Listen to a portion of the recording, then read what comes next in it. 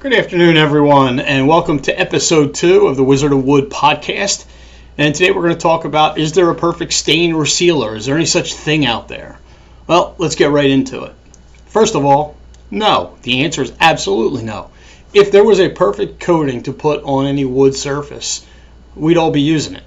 Everybody would be talking about, hey, this is the one. And nobody's doing that. And the reason is because there are different types of sealers, stains, and so forth that we're going to get into in this episode. And we're going to discuss why some have different advantages and disadvantages and why there is no perfect product that's out there. So let's get right into that too. First, let's just talk about deck sealers. A lot of people will talk about a sealer and just having more of a natural look. Most sealers are translucent that we talk when we reference sealers as we go into these different types of coatings. And the sealers are mostly translucent. You see through them. They'll actually accentuate the grain and the character of the wood. Meaning if you don't prep the wood really good or you don't have it really looking, primo, then it's going to highlight all the wrong in the deck or the cabin or the wood siding or whatever it is that you're about to seal or stain. So with that being said, everything is in the prep. One of the rules of thumb we always say is the better the prep, the better the end result. We have a rule of thumb that when we're working on a project, if we look at it and we say to ourselves, this could look a little better, maybe we could do this, maybe we could do that. And that means, yeah, you should. Because when you can look at it and say, okay, this is ready, this is going to look good, then you know you're ready to put a sealer on. So with regards to sealers, they're going to, again, accentuate everything. So they're going to make it pop and really look good in most cases. And they're pretty much 100% natural, meaning you'll be able to see all the grain, all the character, everything through it. Now, with sealers, a lot of people will say, well, I just want it to look like the natural wood. I want it clear. And in most cases, the way I reference it is there's no such thing as a clear outside, outdoors, because really what we're looking at or what we're doing when we're talking about clears is they don't have any UV protection. There's no UV in them when there's a clear. Usually we'll call them naturals, or most manufacturers will call it a natural because it leaves that natural finish that you're looking for. When you're looking for a natural finish, it's going to have a little bit of UV in it, so you're going to get some of your protection against the sun and so forth, so it's going to make it last a little longer. Those ones that really are just clear and you put them on the wood and you let them sit out in the sun, they usually gray through the coating in about 3 to 6 months. That's why some of the manufacturers you deal with, there's two things that'll happen, but sometimes the manufacturers you deal with, if they have a clear, you could put it on and then and a lot of times this happens to contractors and homeowners, you think you can just go put another coat on, but you can't, because when you go to put another coat on, there's already a sealer on there, and it is what we call a barrier, and the barrier will keep the new coat from actually getting to the wood or adhering, and it sits on top of that next coating. You think you did a good job, 3 to 6 months later again, and you've got it peeling now because it never grabbed the wood, and it's not supposed to peel. Sealers usually do not peel because they actually go into the wood. So you could have a mess when you're even dealing with sealers, thinking that, oh, I'll just put on a light coat, a clear, something a little natural, and then it gets either applied wrong or it doesn't last as long. You think you can just go over top of it, and it ends up being a bigger mess. That's why using a quality sealer is usually the best thing to do. Now, with sealers, these are the products that are usually the easiest to maintain, and that's where most contractors and homeowners should gear to, especially if you're going to be the one doing the maintenance, or a contractor is, because they'll probably put you on, hopefully, a maintenance plan, because they're going to tell you, hey, this is going to last 2 years plus or minus 2 to 3 years, whatever the product calls for. And they want to make sure that when they come back that they know what they're going to do as far as putting the actual cleaning restoration part of it, what it's going to need, and then that reapplication of the product. And same thing for a homeowner that wants to do the same thing. So these products are important to choose the right one that'll be easy to maintain. But the expectation has to also be understood that these aren't putting like a solid stain on that's going to last, 5-10 years or whatever it might be for that particular product that we'll get into solids in a little bit. So sealers are meant to be easy to maintain. They're usually anything from a natural or a tint. You can make a reddish tint, that red mahogany, redwood look. You could have an orange tint for the cedary tone. Those kind of things used to be popular a long time ago. They're not as popular today, although in some instances for some people, depending on what wood they have and so forth, that's what they'll use.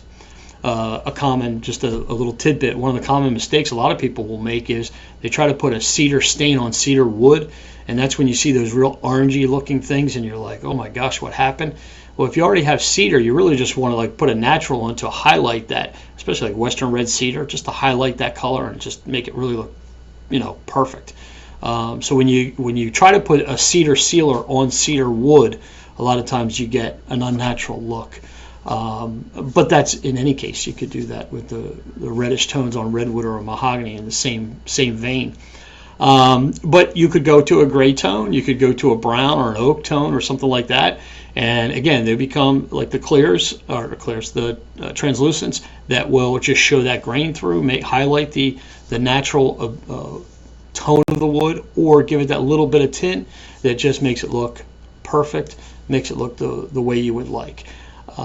Usually when we talk about sealers, we're only talking about, depending on the product line, 6 to maybe 12, maybe a little more offerings. It's not like picking a sample chart where you're going to pick 30, 60 plus colors and tones that you would for like a semi-transparent or a solid type of stain. So you'll be a little bit more limited in the color and tones that you're going to use when it comes to transparents.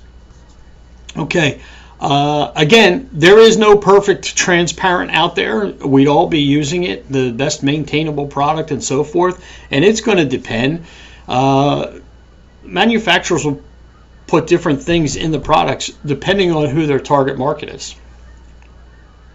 In other words, there are some that take a little longer to dry. They're more contractor friendly. They do last a little longer, maybe even easier to maintain. However, they're not as quick drying. And some people will use quick drying oils or quick drying products or products that will dry faster because of who the target market is. If a homeowner is doing it, that might be one reason why they would adjust a certain formula or a certain product line. Even contractor grade, same thing. There's a rule of thumb with coatings, and again, this is just a rule of thumb. The rule of thumb goes, always keep a wet edge. If you keep a wet edge, you never have to worry about lap marks or any issues with the coating. Meaning, when you start at one end of the board or deck board, log cabin, log, whatever it is, and you keep a wet edge all the way across, then what happens is it never dries, and then you'll never have a lap mark. If you do it in sections and you stop and it dries, and then you go to the next section, when you start over and you go over top of what's already dried, you're going to have a lap mark where they overlap. And that's a sign of someone who is inexperienced or hasn't done it before. But it'll ruin the look or the appearance. I mean, the wood will still be protected, but it'll ruin the appearance of the project that you're working on. So with sealers, this can still happen too, but you always want to keep a wet edge. Now, there are some sealers that are, because of the oil used or the nature of the product, that they will not lap up. So they make them kind of dummy proof. In most scenarios, though, those are the products that don't last as long when you talk about your maintenance. So they'll be the ones that last 1 to 2 years instead of the 2 years plus. So you're trading off one for another, and that's why we say there is no perfect product. Now, again, some of the things I'm saying are generalizations. They don't apply to every product, but I can't sit here and talk about every product line from every manufacturer and so forth and so on. So I'm going to kind of generalize. When we talk about penetrating products and ones that are easy to maintain, they're the ones that actually go in the wood, and I call it replenishing, where we come back and we're going to restore the wood on the top and then replenish it. We're just adding back to what's already in the wood. Those type of products are called penetrating. Then there's also film forming products, or one of those ones I was alluding to that are called quick dry, meaning that when you put them on, they dry faster. It's good for a homeowner. They don't have to worry about it lapping up. They just keep that wet edge, they go, and they don't have to worry about a second coat sometimes. You'll see product offerings that say one coat application and so forth. So there is a huge variation when it comes to these products, and you have to know which one's which. But when we go to water-based or oil-based, we do have penetrating products and we have film-forming products. The film-forming products, the ones that dry closer to the surface, they're the ones where the dog scratches them, the furniture scratches, and you're reinventing the wheel every 2 years. You're probably going to get 2 years plus on those products, and you'll end up having to reinvent the wheel each time. There is no real maintenance, or in some cases, you'll be able to maintain it one time and then have to redo it again. And the reason we say that is because what is maintenance? Now, this is where a lot of homeowners will mess up, but even contractors, so it's not exclusive to homeowners. But maintenance is where you maintain the coating that's already there. And to maintain a coating, you have to understand how stains and sealers work and coatings work, especially on decks and homes and so forth. So if we're working on a deck, the vertical surfaces take twice as long to wear, meaning that if we go back in 2 years, that the floor should look pretty faded out and the railing should look twice as good. So now we're doing maintenance, what we want to do is make sure that to make it look the same, we would put, let's say whatever we do on the floor, it's already faded out, we do double of what we would on the railings or the vertical surfaces, meaning we put 2 coats on the floor, the top of the rails, the step treads, and we only put 1 coat on the verticals or the balusters. That keeps it looking even. That's your maintenance. And then, like I say, you go back in, say, 4 to 5 years, whatever the next maintenance would be. On those penetrating products, you're going to keep going the same way you've been. If you have a film forming product, in most cases, you're probably going to have to remove the coating and start over. So that's the difference. Again, no perfect product, but that's why all the manufacturers have the different product lines and so forth that are out there. Now, let's talk about maintenance on a house. If we're doing a log cabin or a wood-sided home, pretty much the sunny side of the house when we come back, a vertical surface should last with these products about 4 or 5 years. And we always want to maintain it before the coating breaks down, the product breaks down. So when we go back to do the maintenance, we do a light cleaning, restore it, get it where it needs to be, to reapply. When we reapply, now we always put 2 coats on, so if we did 2 coats all the way around the house year 1, when we come back, we have to evaluate what we're going to do. In most scenarios, the sunny side of the house is going to get 2 coats again. The opposite side, you call it the south side of the house, the shaded side of the house, that's going to get 1 coat.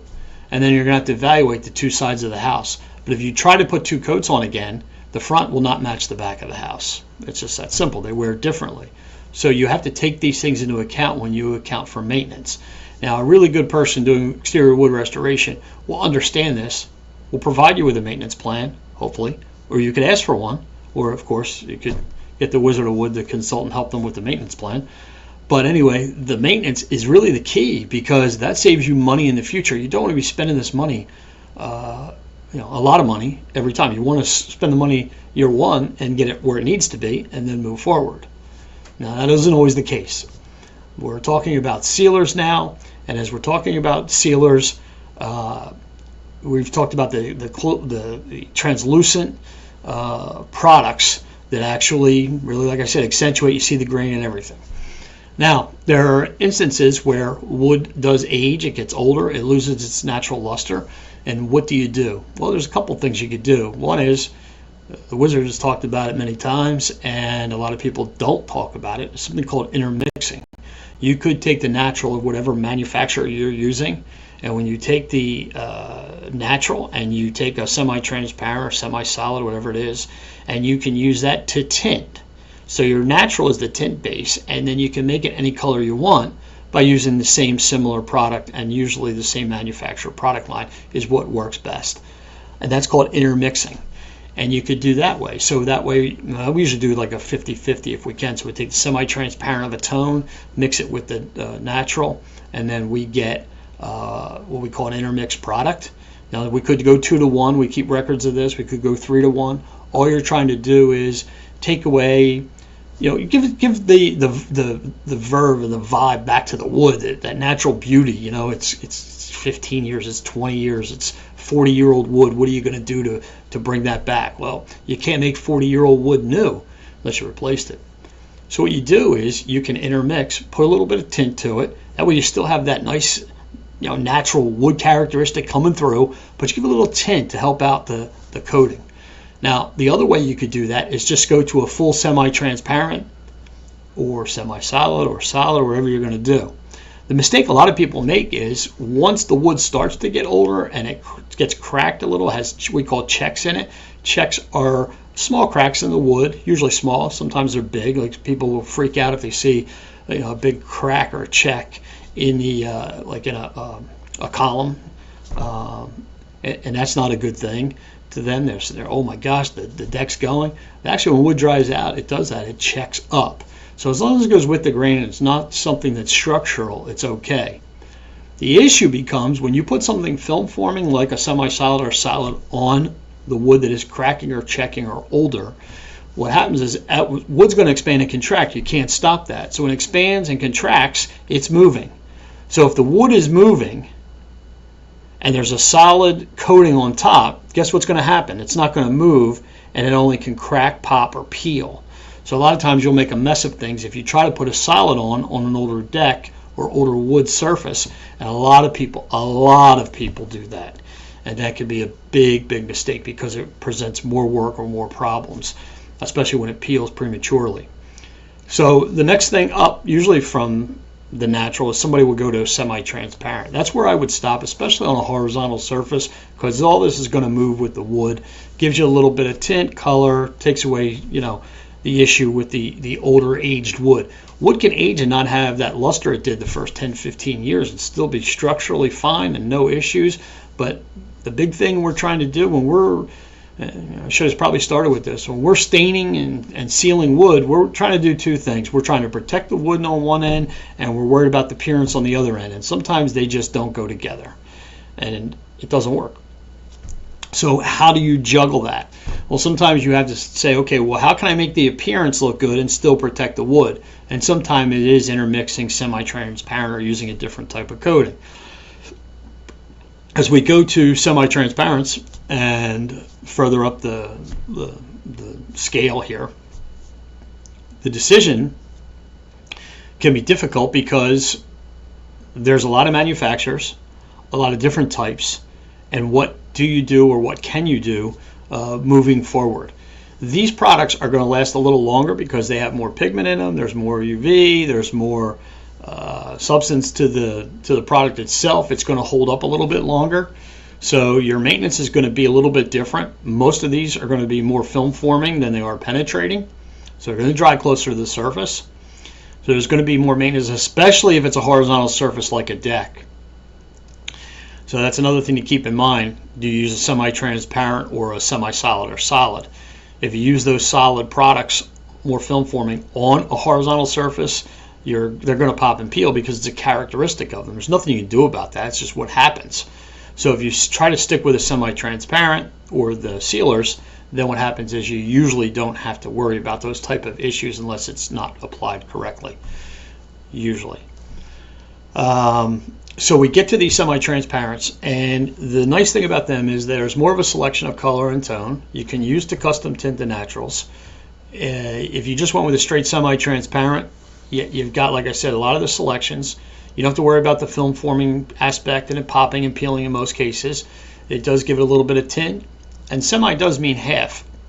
So usually think about it like this. We're hiding half of the grain. And that's usually what the rule of thumb is. If you hide half of the grain and you've kind of addressed maybe an older wood appearance and fix that using a semi-transparent. Or maybe it just has to do with color. You could go with a color or a tone just because the color scheme on a home or a property, whatever it is. So that can play into a factor as well. So semi-transparent, we pretty much got through that now. The next one up would be a semi-solid stain. Now, years ago, I go back, it was the sealers. It was a semi-transparent and it was a solid.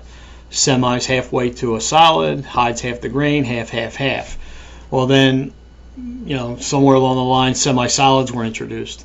Again, half, so semi-solid is halfway between a semi-transparent and a solid. And these are products I would put on a horizontal surface before I'd put a solid. Me personally, I would never put a solid on a horizontal surface. It's gonna have problems.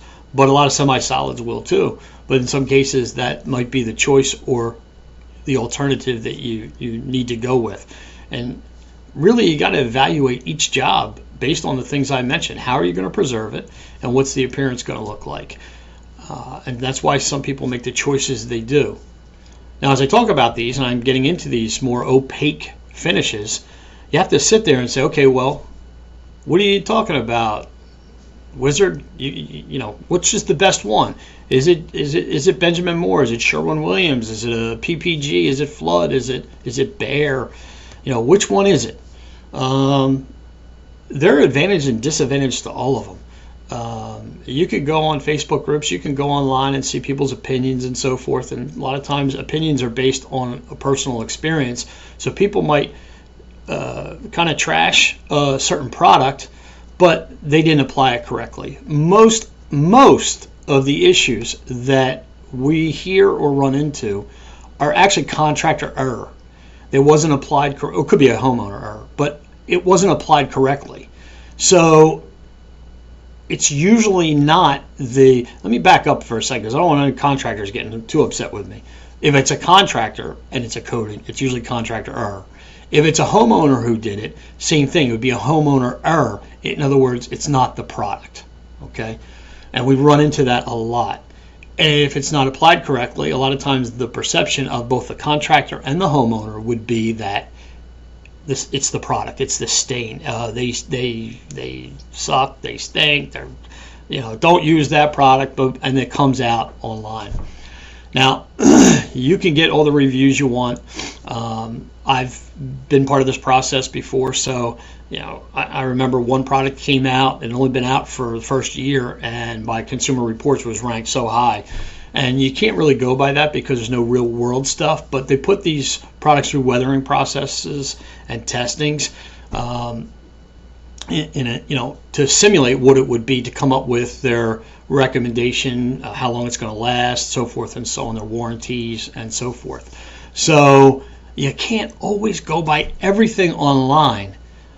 I would just tell you that all the products I mentioned and every other one that's out there, I don't care, I didn't mention Olympic, I didn't mention Valspar, I didn't mention a whole bunch of them.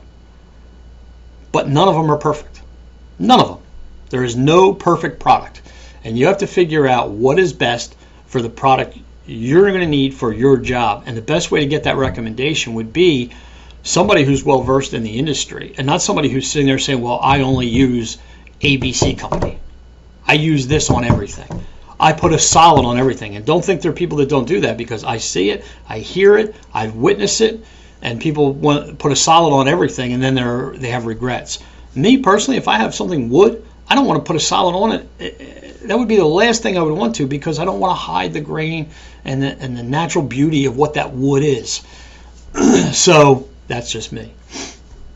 So getting back to these, when we go to these type of finishes, you're looking for what is the durability, how long is it going to last. If you're going to put one of these more film forming products, you don't want one that's going to be going in a couple years, because then you're going back to, why didn't I just use a sealer or semi-transparent? These should last a little longer. These are going to be harder to maintain, but if you do scratch them or they do pop and peel, the idea would be, hopefully somebody's either left you a little bit or you asked for a little bit of stain to be left over. That way it matches what you have, because if you go try to match it 3 years later, there could have been a reformulation, there could have been a whole lot of things that are not equal. It's going to be hard to match it up anyway because it's worn. When you put it down and you go, a year or two later, even that is going to show up a little bit differently. One of the recommendations I have with semi-solids, solids, any of these things, is if you scratch it, the best thing to do is if you don't have a little brush, just take a Q-tip, put it in the stain and put it in the crack, and you fill it in, and then you don't have to worry about it. If you leave a scratch in the stain, then what happens is the wood expands. That's going to be where it's going to start popping and peeling from there out. So you want to try to maintain that spot. I know seems like, oh wow, why am I doing this? And a lot of people won't do it, but this is what maintenance is. And it's a little bit of work to keep up with it, but it's better than the whole thing starting to pop and peel and scrape up and scratch up. A lot of people don't treat a wood deck like they do a composite deck today. People take a composite deck and know they spend a lot of money on it and don't want to scratch it or drag anything across it, but they'll do it on a wood deck with stain where it's just going to scrape the stain off. Anytime you're lifting a table or a chair or moving it, you should lift and move, not drag it. And that's the same for any type of decking. All right, so now we go to those, continue with those semi-solids. A semi-solid, again, is a little bit more friendly than the solid on the horizontal surfaces. I say I try my best not to use either one of those. But again, it's going to depend on the homeowner, the color scheme, the house, what they want it to look like, and so forth. Now, one of the things a lot of people don't think about, and you could do, is let's say you did put solid on verticals where they won't peel, they won't pop, they shouldn't if they're applied correctly. And then what happens is you put that solid on the verticals, and let's just say you're using a color, and we could call it anything we want. We'll call it apple. And you use apple solid on the verticals. You could use an apple semi-transparent on the floor. That way you have the same tone, and all you have to do is really worry about maintaining the floor, and it won't pop and peel. But people don't sell you that. They don't talk to you about that. But that is the way to go, or one way to go. Now, if we go up to the solids, people say, well, that's just a paint. Well, it's not really a paint. There is one characteristic that would be different from a solid stain or a paint. It should be, and it's not discussed. It's not talked about a lot, and I don't know why, because a lot of people, the perception is that a solid stain is the same as a paint. Well, if it was, then we would be painting the decks and not using a solid stain. So why is solid stain different? A solid stain is meant to be permeable, which means that it'll allow for the flow of moisture through the coating, whereas a paint, when you paint, like say you paint your house, you want the moisture to stay out of the house, out of the coating, out of the wood, and you hit the coating and it goes.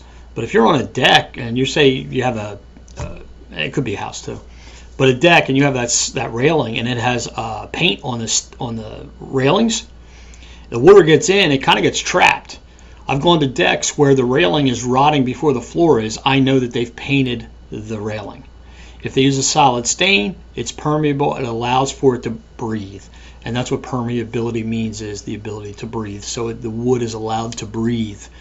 And if the wood can breathe and allow the flow of moisture, then it will last a lot longer. So that's why people would use a solid stain. I believe that solid stains are excellent on decks as far as a two-tone look. You could put a natural, like we talked about, the sealers on the floor. It looks nice, natural beauty, and then put a solid on the railings. And if somebody's already messed up the railings and they've got multiple coats or they've got whatever, it's like, what are we going to do here? It might be cheaper to actually replace the wood railing, than, especially the age of it, than it is to try to strip it off, sand it, and then reapply a coating. But if you were to put a solid stain on the railing, then you're probably going to only maintain that 5 years, 4 years, 5 years. You clean it and put a coat on. While in the meantime, you've done the railing, or the floor, I'm sorry, the horizontal surfaces a couple of times. So it does cut down on the work and maintenance of you moving forward. This could be for a contractor or a homeowner. It could be a solution to, hey, I've already got the railings kind of screwed up. How do I make this look better? And if you ever had a solid, most of the times we get a solid stain and it's chipping, it's peeling, it's a mess. It's got a lot of coats, like multiple coats. So what is the answer? The answer is let's strip, let's sand, let's do whatever we can to get the floor cleared off so this doesn't happen again. Get back to a natural or semi-transparent, and then use the solid on the railings. And then you can change colors. You can do whatever you want to match whatever you're going to do with the floor. It's a great solution to fix it. When you talk about homes, if you are going to use, I would recommend using a solid stain, and the other side is not going to be coated, so it's only one side. It'll still breathe. Hopefully there's a vapor barrier of some sort behind it that helps it last a little longer. So it'll breathe, and you keep that siding looking really, really good. And then the maintenance again would be more like a paint, because it's going to be, you might be 10 years before you have to recoat anything, or plus, depending on which manufacturer and what product line you use. And as I mentioned, product lines, let me just say that when you walk into any paint store or any coating company, manufacturer, they're going to have all kinds of product lines, and you have to figure out which one's the best for you. And you could have multiple product lines within the same realm of, what are we going to put on? Are we going to put the semi, the paint, the solid? What are we doing? What is the project we're working on? And that's going to help determine what you're going to apply. When you talk about solid stains, though, solid stains is more of a permanent decision. It doesn't necessarily be a permanent. There's ways to remove solids or paints, even through media blasting. Through stripping is very difficult. You're asking the strippers today, the wood strippers, to take off a product that's not meant to take off that easily. So you're going to have a lot of sanding and other work to do even after you've stripped off as much as you possibly can. So you're making more permanent decisions when you come to those, whereas you don't when you start talking about some of the other product lines. So now that I've discussed a whole lot of information, let's go into a summary of, hey Wizard, what did you just talk about? Well, what I just talked about was we have transparents, we have intermixing, we have semi-transparent, we have semi-solids, we have solids, and we have paints. That's a lot of coatings, a lot of information. I didn't get deep into the paints, but as you can already surmise, that paints are not permeable, and they're more for a long-lasting type of thing, usually used on wood siding of homes when we're talking about wood, but should not be used on decks and so forth. They create more of a mess. But when you talk about all these type of coatings, it's very easy to get confused and what is the best. And the problem is you'll go online on YouTube or do a search on the internet, and you'll come up with 10 different answers in a short time, and it gets confusing. So how do you differentiate on what is best for your project? Well, if you have newer wood, it's best if you can to keep that sealer on there or a transparent as much as you can, and just accentuate the wood, maintain it, and keep it looking fresh. And again, if you're not the one maintaining it, it's a contractor, they're probably going to want to use those type of products that are maintainable. If you're the homeowner and you're doing the work, again, it's a good reason to use those maintainable products. If you're somebody who doesn't like a lot of maintenance and you only want to do this deck every 5 years or 10 years, then you're going to go to one of those more opaque finishes. If you're someone who has a color scheme on your house and you want the deck to look the same, you're probably going to do the same thing. But again, keep in mind, you don't have to use one stain to stain everything. You could two-tone them, as I discussed. So you're going to have to figure out which one, and then you're like, okay, well, which one's going to be best for the one I use? Well, each manufacturer obviously is not the same. There's differences between their products. And you kind of have to go by recommendations, and you do have to take things online and so forth. I'm not getting into which coating is the best and which one's not, which ones are bad, and that kind of stuff. I'll save that for another episode. I'm not a person who trashes any of the products. I think the products, what I would tell you is there's some that are, and a good experienced wood person will tell you which ones are not as good, which ones don't hold up as well, which ones are going to cost you more in the future if you put them on, and so forth. So there's a lot of pluses and minuses to different ones, but they wouldn't be out there and you wouldn't be able to buy them, and wouldn't be sold if they weren't quality products, or products that would do what they're supposed to do. A lot of times you can tell by price which ones are better than others. That's usually the way that works. And then you go from there. But choosing the right stain or sealer for your project.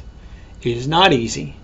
There are differences, as I've just discussed, and you have to do a lot of research, and you have to go through what would be best for the project that you're working on. But at the end of the day, can't help you with the original question. There is no perfect stain or sealer out there. If there was, as I said, we would all be using it. And it's just not out there. It's just not. There are some that are going to last longer, but the ones that last longer, they may not have the appearance. They may not be as easy to apply. Then when you go to the other ones, the ones that are easy to apply, they may not last as long. So these are the things that you're going to have to experience or find out about. One of the things we're working on is a checklist, and that checklist is going to have all of the reasons why we're doing a project. You know, what is appearance? Where does appearance rank in regards to preserving the structure? And then, are you going to be doing it? Are we going to be doing it? Who's going to be doing the maintenance in the future? These are all the things that you kind of get answered by either a contractor or yourself before you choose a coating. If there's any way the Wizard can help you out, obviously you can message me or get in touch with me, and we'd be happy to help you out. But I'm Everett Abrams, the Wizard of Wood, and hopefully I've answered the question that there is no perfect coating, sealer, or stain out there.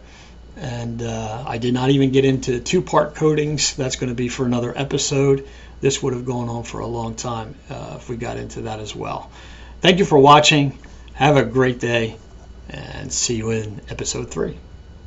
Hey, I'm Everett Abrams, the Wizard of Wood, and thank you for watching the podcast. If you'd like to get in touch with me, either follow my link tree or catch me toll-free at 866-440-3325. Again, thank you for watching, and see you in the next episode.